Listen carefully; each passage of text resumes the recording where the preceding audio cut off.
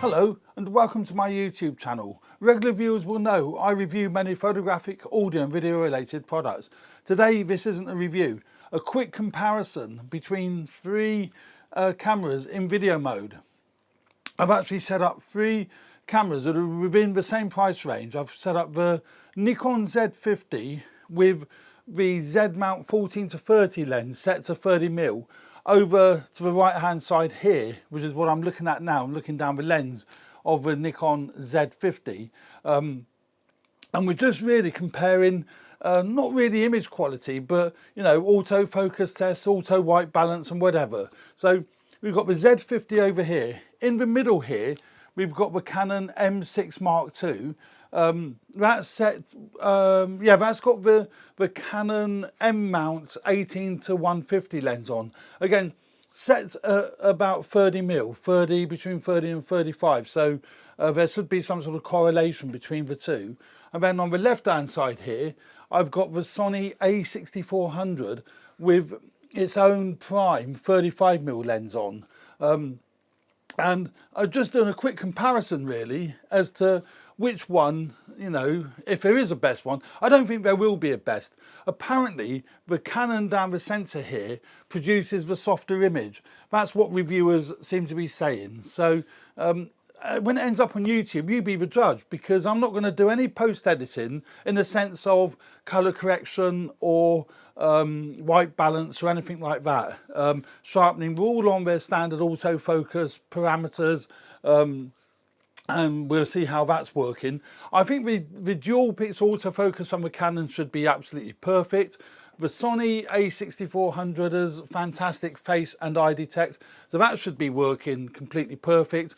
And the the Nikon Z50 has tremendous autofocus in video as well. I love my Z6s, so I have complete confidence that actually all three of them are going to be exactly what we want. So so there we go. That's the Nikon Z50. I'm looking down now.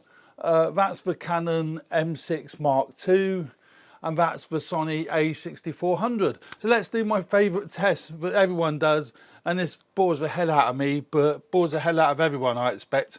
But you know, pick up an item and stick it in front of my face. So that's now the Sony a6400. I can't see the monitor, so I don't know if that's picking up the focus. One assumes it is. So that's a Canon a6400.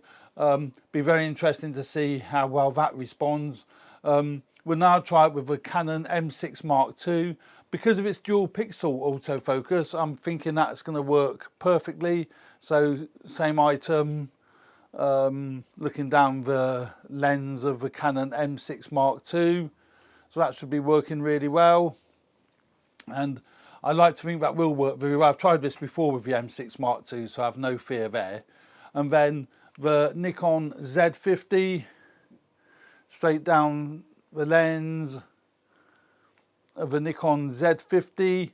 I think the Z50 is slower to respond, but from what I've done in the past. But anyway, that's the Nikon, that's the Canon lens.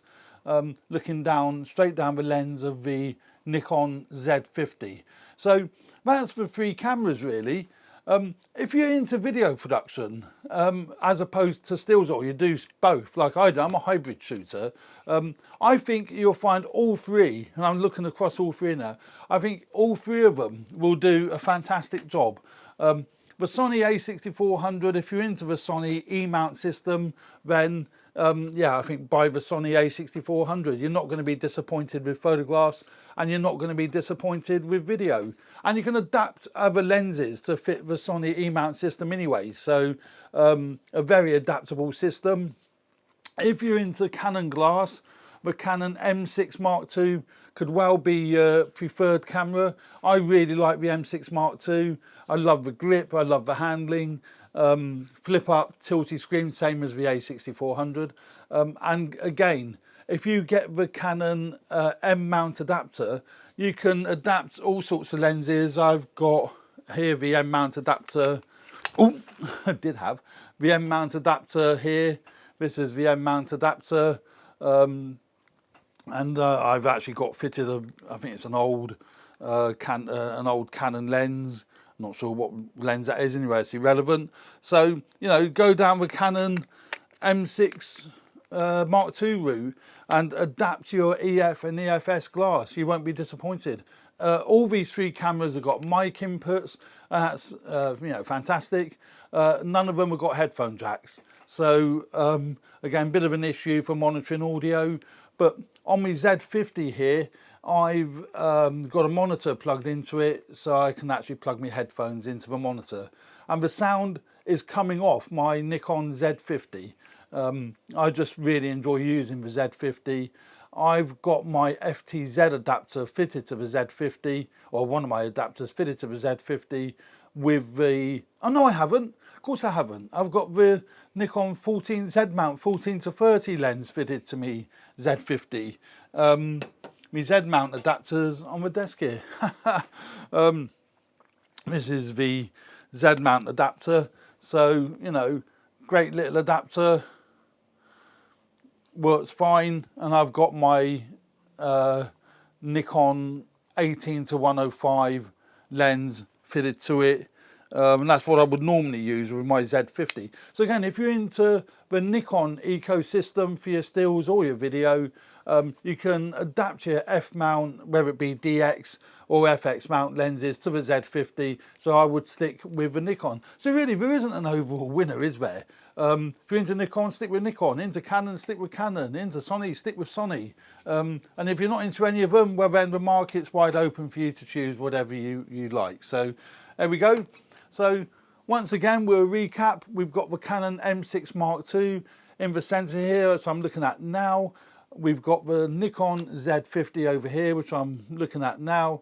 And then we've got the Sony a6400 over here.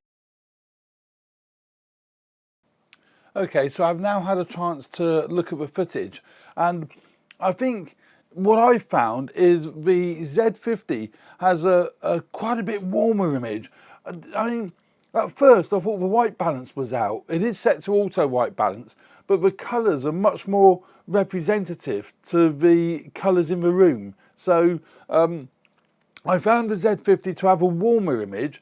I found the M6 Mark II to be fairly neutral, and the colours to be pretty decent. The skin tones were absolutely perfect on the M6II, I think. I don't really find it any softer. I've got this hang up about people saying the M6II records a softer 4K video. I'm not finding that. I'm not finding, you know, and then on the Sony a6400, it's got a much creamier bokeh for the background, but that isn't down to the image quality of the camera. That was purely down to the fact I used an f1.8 lens, and I had it open to 1.8, and it was a 35mm prime 1.8 lens. So that's why you got a bit of a creamy background, where this lens was the Canon 18 to 150, and I think that was shot around about f5. Maybe 5.6, I can't remember. So of course there isn't no creamy bokeh, and the same on the Z50. I used the 14 to 30 f4, although I was wide open at f4. Nowhere near wide enough to get a creamy bokeh background. So, you know, so yeah, I think that the results are certainly not conclusive, but I'm sure everyone will find the results kind of show but they all produce great video. At the end of the day, that's what I'm trying to establish, you know, is one better than the other, and I think they're all damn good. I tell you what I did notice on the Z50, when we were doing a close-up of the lens, look at the background, the TV and the computer screen is pulsing. So I need to look into that as to why that would be. If you're just filming the face like I'm doing now, I'm actually filming this on the Z50, it's completely fine. It doesn't hunt or anything. It remains sharp. But look at this here. You can see here, as I'm doing that, it's still trying to focus on the background. You can't tell it by looking at the close. Oh, yes, you can. Yeah. So it's not locking.